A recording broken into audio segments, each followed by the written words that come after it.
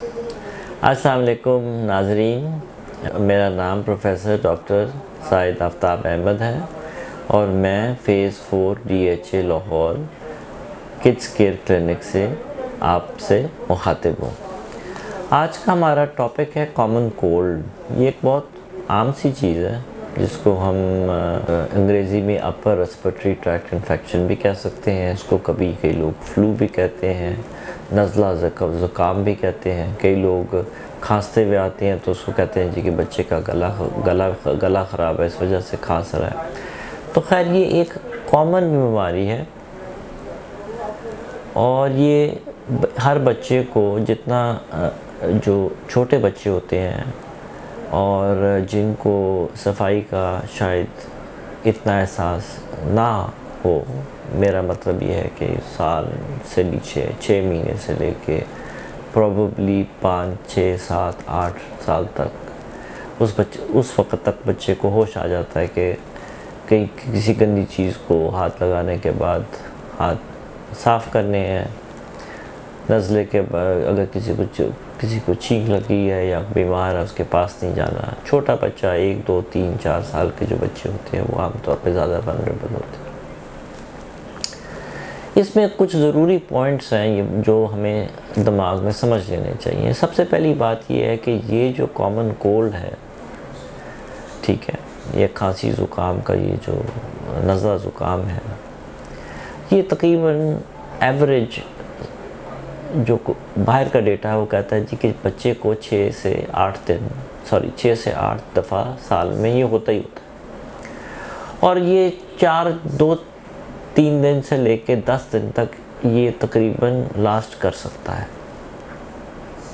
तो इसमें कोई घबराने की बात नहीं है। मेरा ये ख्याल है कि पाकिस्तान में शायद इसकी रेशो से ज़्यादा हो। ये भी याद रखा जाए कि जो बच्चे जिनमें एज़मा एलर्जी के टेंडेंसीज़ होती हैं या जहाँ स्मॉग ज़्यादा हो, इरिटेंट ज़्यादा हो, वहाँ ये ज़्यादा देर तक ये सिम्टम्स जो हैं अगर हो जाएं तो ये सिम्टम्स ज़्यादा खिंच जाते हैं। अच्छा, ये बात, एक और मिसकंसेप्शन हमारा ये है कि ये इन खांसी ज़ुकाम के बारे में, क्योंकि इनमें आम तौर पे फ़ीवर ज़रूर, हर वक्त तो नहीं लेकिन आम तौर पे इसमें कोई फ़ीवर किसी न किसी नौइयत का ज़रूर मौजूद होता है। और हमारे दोस्त हज़रात जो जनरल प्रैक्टिस में हैं, इवन पीड्स में हैं, उनका और इवन फैमिलीज़ की डिमांड ये होती है कि ये फटाफट ठीक हो जाए और वो एंटीबायोटिक के बारे में बहुत एक्साइटेड होते हैं कि बच्चे को अगर एंटीबायोटिक मिल जाए तो शायद वो इस बहरान से ये जल्दी छुटकारा मिल जाएगा उनको। ये एक मिसकंसेप्शन, और उसका रीज़न ये है कि आम तौर के ऊपर ये इलनेस वायरल होती है। मेजॉरिटी ऑफ द टाइम्स ये इलनेस वायरल होती है और वायरस का इलाज एंटीबायोटिक नहीं है। तो अगर आप एंटीबायोटिक दे रहे हैं तो वो नुकसान भी दे सकता है, क्योंकि एंटीबायोटिक्स के अपने साइड इफ़ेक्ट्स होते हैं। और अगर आप एंटीबायोटिक्स, जिस तरह पाकिस्तान में हर खांसी ज़ुकाम के लिए मेजॉरिटी लोग ज़रा भी बुखार हुआ तो एंटीबायोटिक दे दिया, तो उसकी वजह से एंटीबायोटिक रेजिस्टेंस ये भी काफ़ी नुमायाँ हो गया है पॉइंट में। और मिसकंसेप्शन ये है कि अगर नाक में से ज़ुकाम है, खांसी ज़ुकाम है, फ्लू है, तो अगर उसमें से ग्रीन डिस्चार्ज आ रहा है तो वो जनाब साइनसाइटिस है, तो उसके लिए एंटीबायोटिक्स बहुत ज़रूरी हैं। वो भी ज़रूरी नहीं है, उसके भी क्राइटेरिया हैं। वो ये है कि आपका अगर फ्लू जो है 10 दिन के बाद से लंबा प्रोलॉन्ग हो जाए और बुखार आ जाए, उसके कुछ क्राइटेरिया हैं, तो फिर आप उसको साइनसाइटिस लेबल करते हैं और फिर आप उसको एंटीबायोटिक्स दे सकते हैं। आजकल के ज़माने में फ़्लू की एक ख़ास अहमियत है बच्चों में। वो अहमियत इस कोरोना वायरस की वजह से है, क्योंकि कोरोना वायरस भी एक इन्फ्लुएंज़ा फ्लू टाइप इलनेस है। वो प्रेजेंट भी ऐसे ही करता है कि स्टार्ट्स विद फीवर और उसमें भी फ्लू के कई सिम्टम्स आ सकते हैं। अब ज़रूरी नहीं है कि हर फ्लू जो है वो कोरोना हो, और उसके अगर आप कोरोना सस्पेक्ट कर रहे हैं बच्चे में, अगर कोई फैमिली में कांटेक्ट है, तो फिर उसकी टेस्टिंग करवानी चाहिए ताकि वो फैले ना। और उसकी अपनी एक प्रोटोकॉल है, गवर्नमेंट सेंटर्स हैं जो आपको गाइडेंस प्रोवाइड करते हैं। तो काइंडली आजकल के ज़माने में अगर आपके बच्चे को फ्लू हुआ है और आपका कांटेक्ट है किसी कोरोना वायरस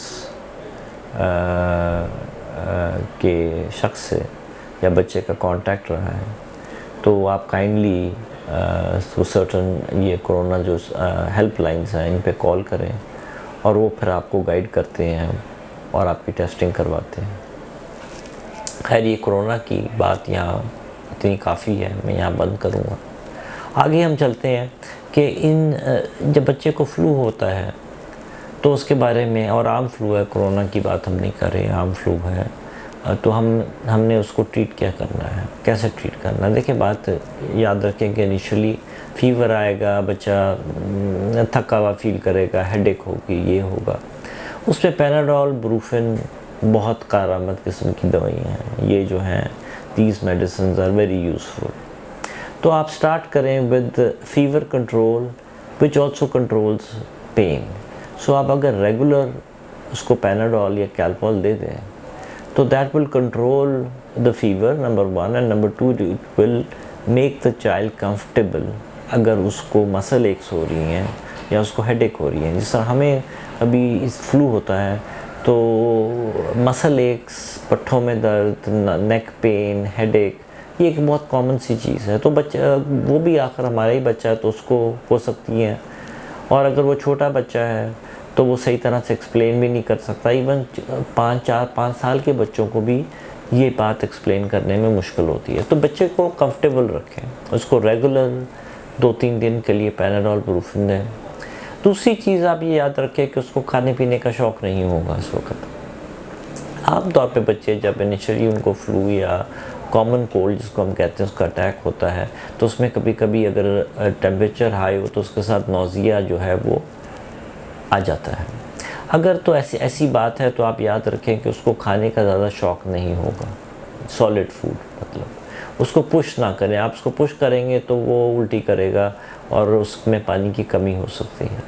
तो आप बेहतर ये है कि आप उसको फ्लूइड्स पे रखें, या वो जो चीज़ पसंद करें, अगर वो साफ़ है तो आप उसको उसकी पसंदीदा चीज़ें उसको अलाउ करें कि वो अपनी फेवरेट चीज़ें खा सके, और कोशिश करें कि वो लिक्विड फॉर्म में हो तो वो ज़्यादा बेहतर है।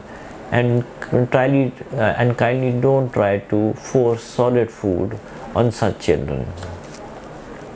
अच्छा, इसके अलावा बिसाइड्स पैनाडोल, जो एसिटामिनोफेन जिसका है, ब्रूफिन जो आइबुप्रोफेन है, इसके अलावा नाक को सक्शन करना।